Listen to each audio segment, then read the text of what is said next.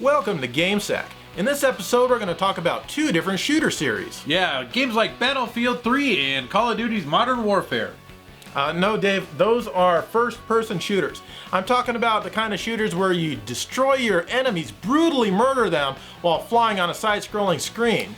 That would be a shmup, Joe. You know, shoot 'em up. That's ridiculous. I refuse to say that term. Just saying it lowers your IQ. Shmup, shmup, shmup. Well, I guess that explains a lot. Anyway, let's take a look at the Cotton series.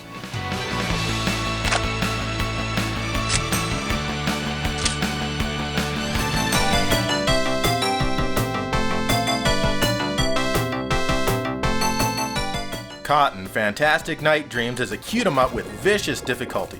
It appeared first in the arcades, but was quickly ported to the TurboGrafx CD, difficulty intact. And also, it was ported to the Neo Geo Pocket Color, but with many elements and a few levels left out. What makes the Turbo CD version so great is the awesome music.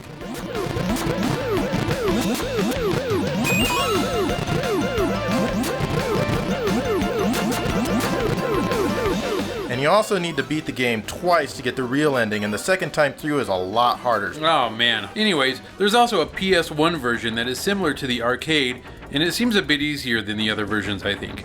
It's a must-have game on any console you can get it for. Here's a quick comparison of all the versions of Cotton, Fantastic Night Dreams.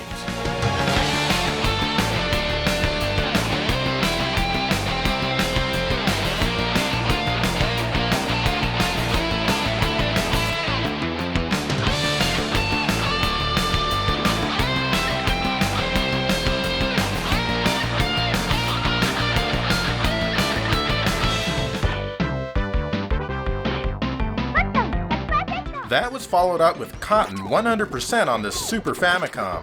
And this is a new game. It's not a port of Fantastic Night Dreams. But they did borrow a lot of enemies from Fantastic Night Dreams, and also some of the music is just rearranged. It has bright and colorful graphics, but there's no hot fairy chicks between the levels because Nintendo is for kids. I miss those fairy chicks. They should have been in there. And it's easy to switch between and use magic in this game, but there is auto fire here, but it's not as quick as you'd want it to be. Yeah, and the music kind of lacks compared to the other Cotton games, in my opinion. Yeah, I agree, sadly.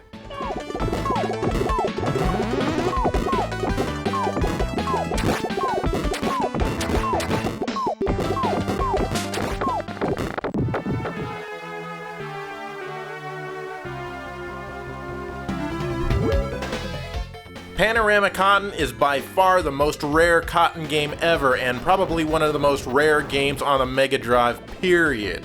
It's a 3D-ish forward-flying game, kind of like Space Harrier, but way wackier.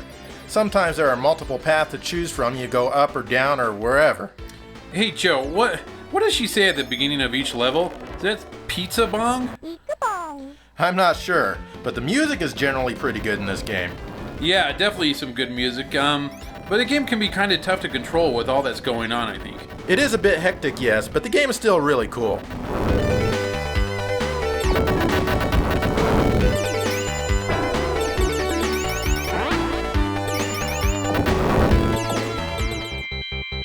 Cotton 2, which was released in the arcades and received a pretty much perfect port on the Saturn. This is the official sequel to the original Cotton. Yeah, definitely cool, and it adds a really cool life bar, which makes it pretty easy. And lots of continues, which start you off right where you die. Now in this game you can grab enemies and throw them. There's lots of cool graphics and effects. This game does use the RAM cart for the Saturn, but I honestly can't tell the difference with or without the RAM cart, so I have no idea what difference it makes. Overall, Cotton 2 is pretty cool with lots of variety and fun to be had.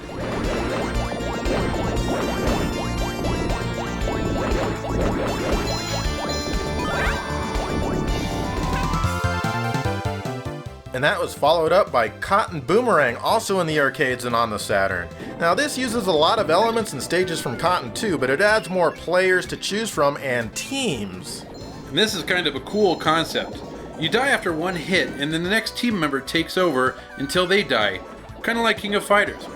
Yeah, the gameplay mechanics have changed a bit as well. There's different shots, you can use magic a lot and stuff like that. Now this game is much harder than Cotton 2 due to the one-hit deaths. But basically this is Super Cotton 2 Turbo EX.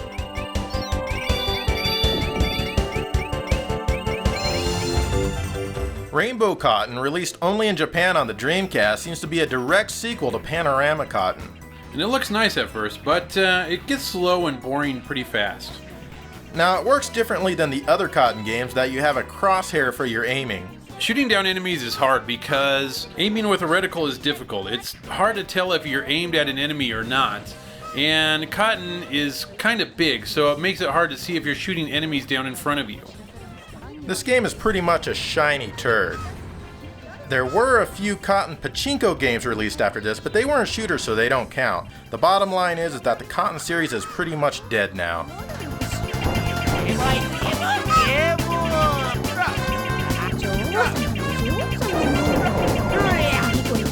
Yeah, Joe, Cotton is a really cool series. I like it a lot. I like that you get to play as a witch with some serious tude, and I like that there's some hot fairies in there too. Yeah, it is cool, but what I want to do now is I want to pilot a spaceship, and I want to use that to destroy those who disagree with me with force. And I want there to be thunder in there, and even maybe some lightning. Dude, I got totally the game. I think we should talk about Thunder Force series. Oh wow, let's do it! The original Thunder Force. Now this was released only for crazy obscure Japanese computers in 1984. It's an overhead shooter where you are perpetually moving at all times. You have a regular shot and bombs to shoot stuff on the ground. Unfortunately, there is absolutely no music in this game. Yeah, that is unfortunate. You need to destroy the bases on the ground. It's kind of disorientating because when you die, the game puts you back where you originally started. After you finish shooting everything on the ground, you move to a scene where you need to blow up something called the dehydrator or something. You can't even fly diagonally in this game, so let's move on, Joe.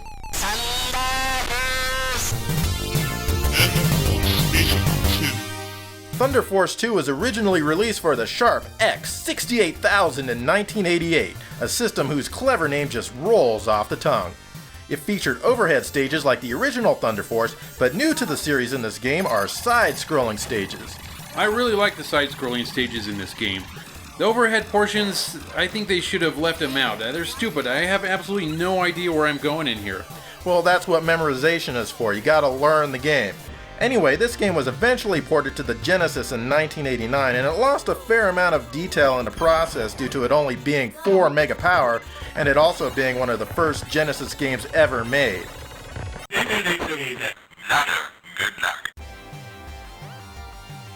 What the hell did he just say? Well, that's what it sounded like he said. Technosoft has never had much of a grasp on the English language. The opening voice is pretty garbled. Here's what he's supposed to be saying. And here's what he might be saying.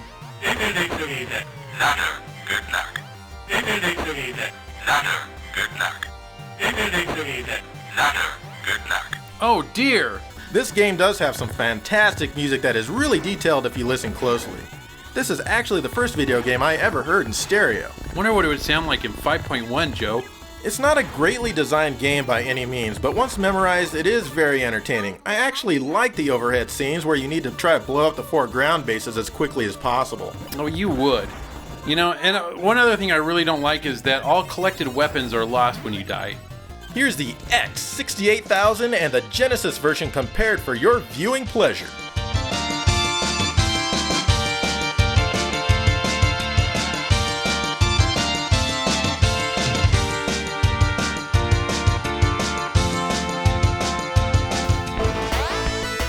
And here is Thunder Force 3, released in 1990. Technosoft ditched the overhead levels, and now Thunder Force is a completely side-scrolling game. It is now nothing like the original game, but that is fine by me. It still only has 4 mega power, but it's amazing what they squeezed in here. The voices are worse than Thunder Force 2 and done by the same chick who couldn't talk her way out of a 7-Eleven. What is that? That doesn't make sense, Joe. Neither does she. This game is intensely easy. You could probably beat it with one hand. Still very fun to play, though. Yeah, it is. The graphics are pretty good and the wavy fire blew everyone away back in 1990. This showed people that the Genesis was for real and perhaps even a bit more powerful than the NES. And this had way amazing music with some of the best tunes to grace a shooter ever.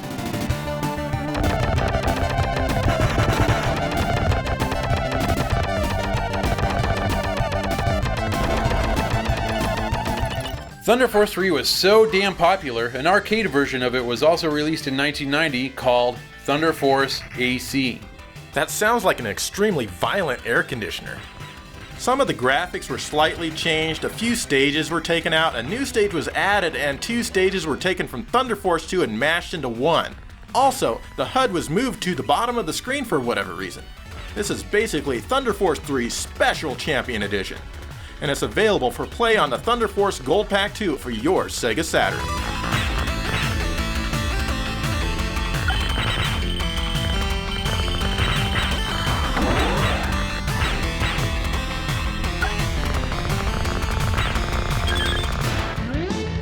And here is Thunder Spirits. Now many people thought this was a Super Nintendo port of Thunder Force 3, but it's not. It's actually a translation of Thunder Force AC. It's an okay port. It did change the battleship level from the arcade version to its own unique version. They also changed the final stage and final boss around too. One thing that annoys me about this game is it slows down every time you fire a shot. You think I'm exaggerating, but I'm not. The graphics are pretty good. The sound is worse than the Genesis version though. I think they should have made the Super Nintendo sound chip a little better. Oh well, the game is much easier than the Genesis version. How is that even possible? Let's look at all 3 different versions of this game.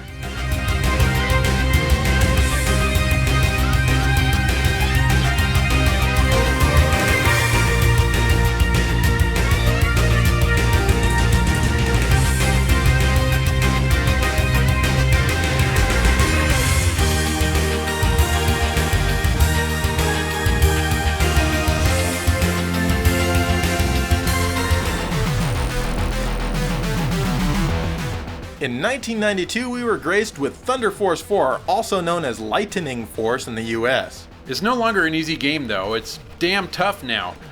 So be careful where you let your balls hang while playing this, because it's very likely they'll get kicked many times. You have a lot more height to most stages, and sometimes it feels like I'm missing something because I'm in the wrong portion of the screen. I got that feeling too. Also, some noticeable slowdown here. Yeah, this game is the #1 reason people overclock their Genesis. Midway through the game, your ship gets some free DLC, and if you have the claw, you can let it charge and shoot some sort of hypersword thing that has a lot of recoil. Though honestly, I never really found much use for it. This time the game has 8 mega power, and it shows in the amazing graphics with lots of parallax as well as the hard rockin' music. Real hard rockin' music.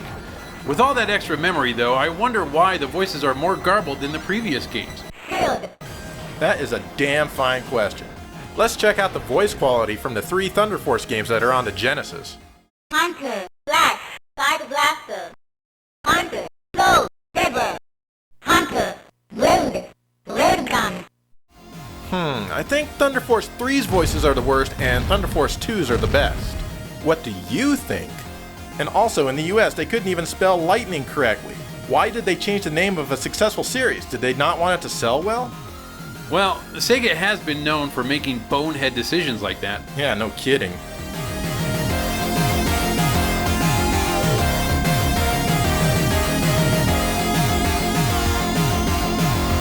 Despite all this though, Thunder Force 4 Lightning Force remains one of the best shooters ever made.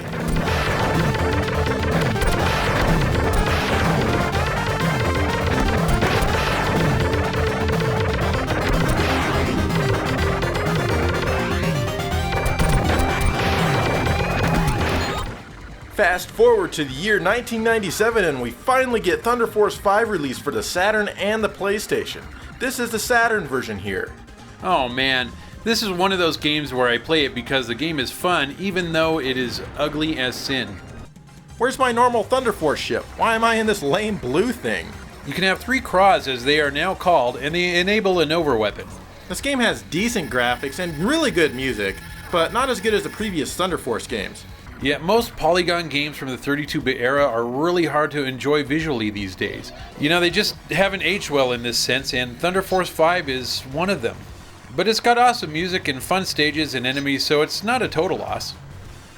Oh, there's my ship. Wait, why am I fighting it? Am I playing on the wrong team? This game is harder than Thunder Force 4, even though people seem to say it isn't. It also has an information screen in the options menu. As you can see here, since I bought the game in 1997, I have played it 87 times, accumulating a little over 8 hours of playtime. I've never beaten the game despite making it to the final boss. At least I think that's the final boss. I have been able to beat Thunder Force 4 multiple times, however.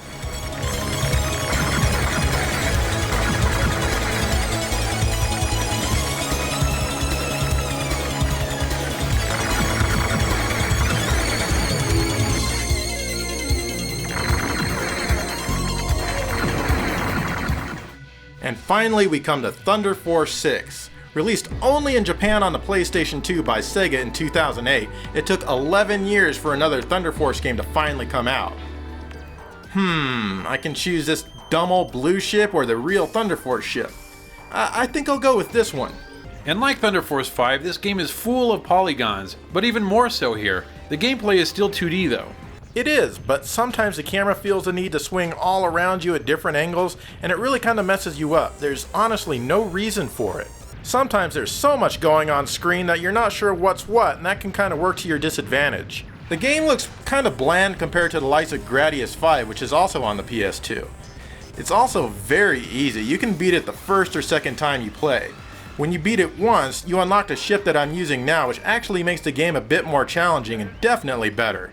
It still comes across as kind of a low-budget game though. There's lots of homages to previous Thunder Force games, especially Part 5. That's cool and all, but the game is pretty limp when trying to stand on its own. The music isn't bad, and I kinda like the techno beats, but it's not very memorable. Now, it's certainly not a horrible game by any means, but I sure hope it didn't seal the fate of the Thunder Force series.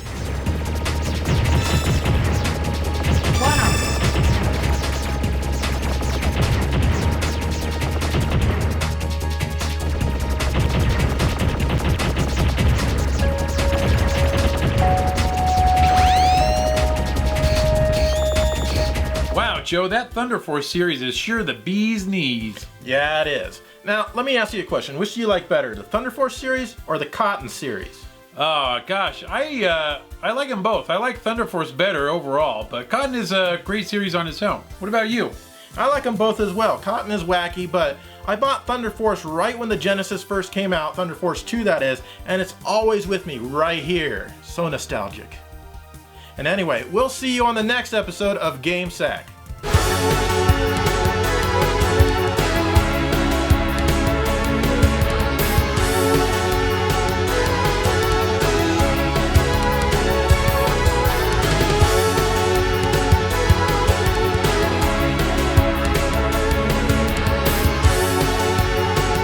Shmup. Shooter. Shmup. Shooter. Shmup. Shooter. Shmup. Shooter. It's a shmup. It's just a game. You guys are stupid. He's stupid.